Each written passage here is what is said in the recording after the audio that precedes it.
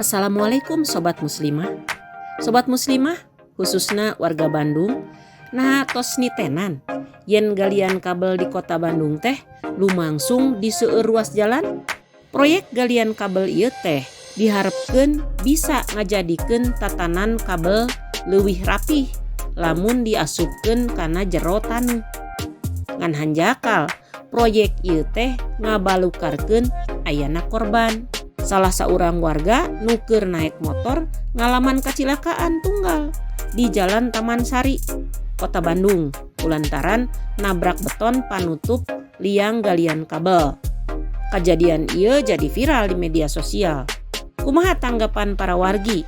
Hayu, urang titenan wawancarana.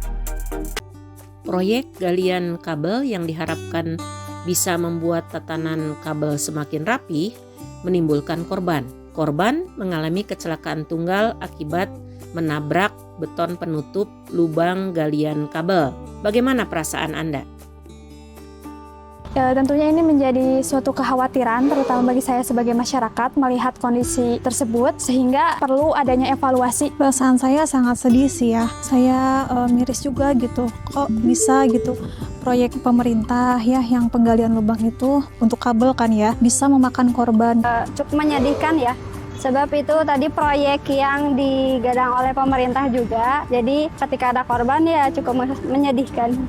Menurut Anda, apa yang menyebabkan proyek tersebut berlangsung lama dan tidak ada upaya untuk mengantisipasi dampak buruk?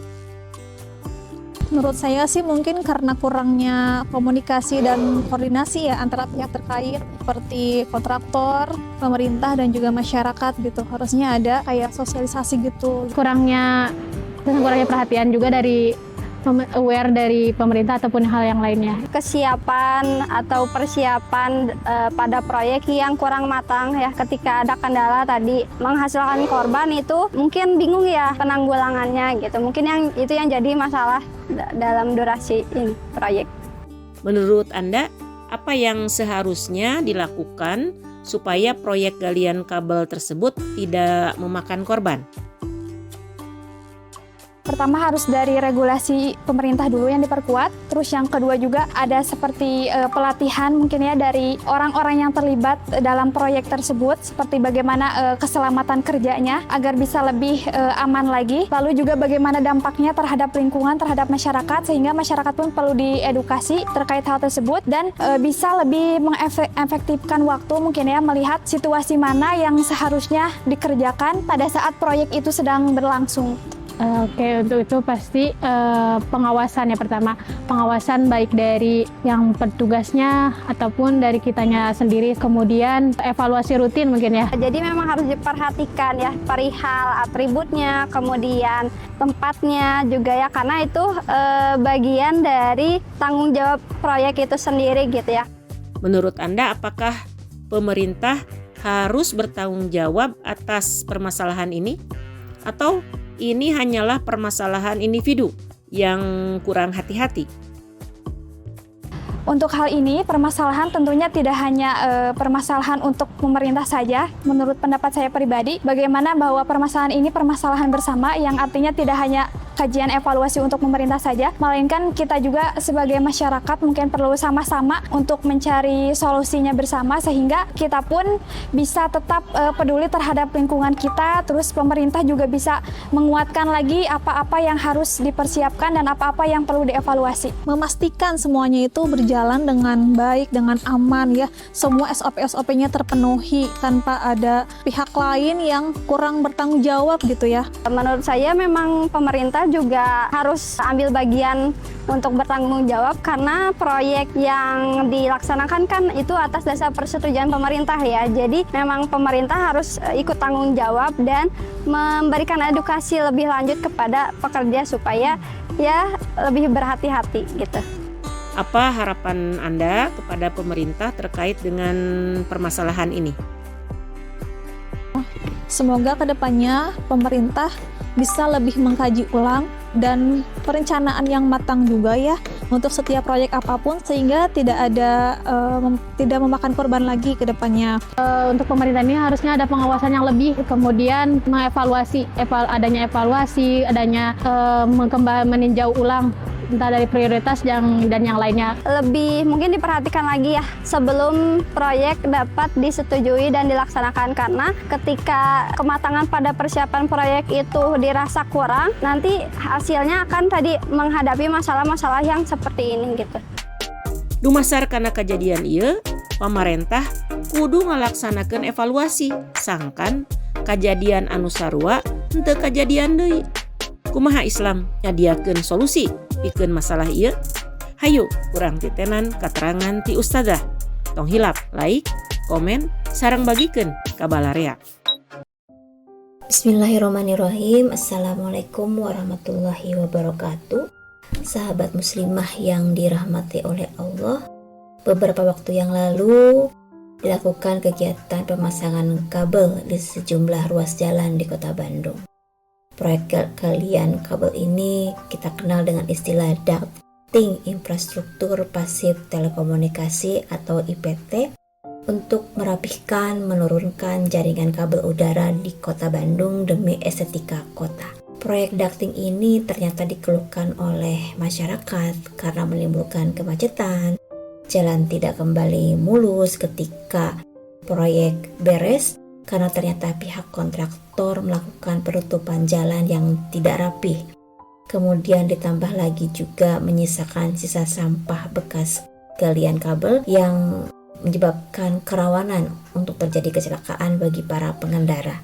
Menurut pakar transportasi ITB, bahwa 3 permasalahan ini karena pertama kurang sosialisasi warga, kemudian kedua karena metode pengerjaan, dan ketiga karena pengawasan.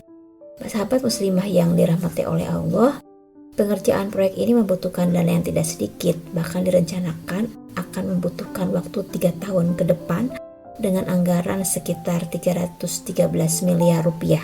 Tentu saja kondisi tersebut menuntut pemerintah untuk menyeleksi investor baik secara finansial, teknis, administrasi, kesiapan, dan lain-lain.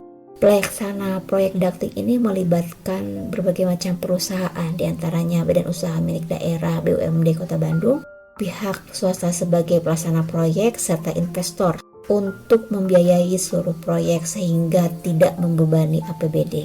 Pemkot sendiri menyatakan bahwa keberadaan kabel udara ini memberikan pendapatan yang kecil karena tidak dibebani sewa, sementara pada proyek ducting IPT ini akan memberikan masukan kepada Pemkot dan diharapkan ke depannya jika proyek selesai akan menjadi sumber penghasilan tambahan bagi kas daerah melalui sistem sewa IPT. Sahabat muslimah yang dirahmati oleh Allah, inilah kondisi masyarakat yang hidup pada sistem ekonomi kapitalis dengan mengandalkan pembangunan infrastruktur melalui pihak swasta untuk membiayai proyek ini karena keterbatasan APBD, APBN, dan seterusnya.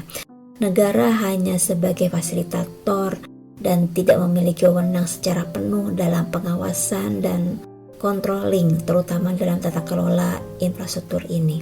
Dan masyarakat akan dipaksa untuk menerima keadaan dan pasrah menerima kemacetan, tidak nyaman berkendaraan, dan kekhawatiran terjadi kecelakaan.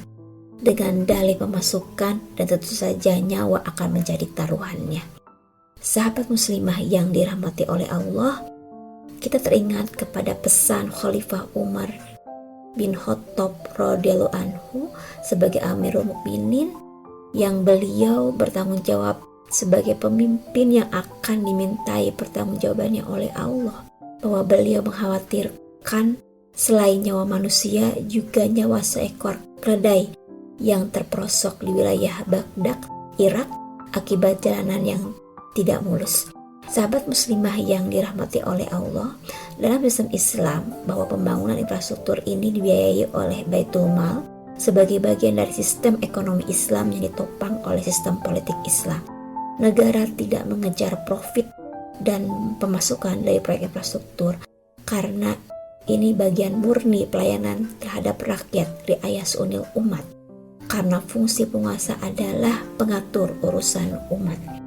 negara akan memberikan sanksi yang tegas kepada para pelaku dengan pembuktian yang tepat di sidang pengadilan kepada siapapun yang mengganggu keselamatan warga. Bahkan bagi seorang muslim, dengan dia menyingkirkan duri di jalan yang khawatir membahayakan pengguna jalan, itu akan memberikan pahala yang luar biasa di sisi Allah. Sahabat muslimah yang dirahmati oleh Allah, faktor keselamatan, keamanan, kenyamanan rakyat prioritas utama bagi penguasa dalam sistem Islam. Marilah saatnya kita kembali kepada syariat Allah yang insya Allah akan memberikan keberkahan kepada kita semua. Wallahu a'lam bishawab. Assalamualaikum warahmatullahi wabarakatuh.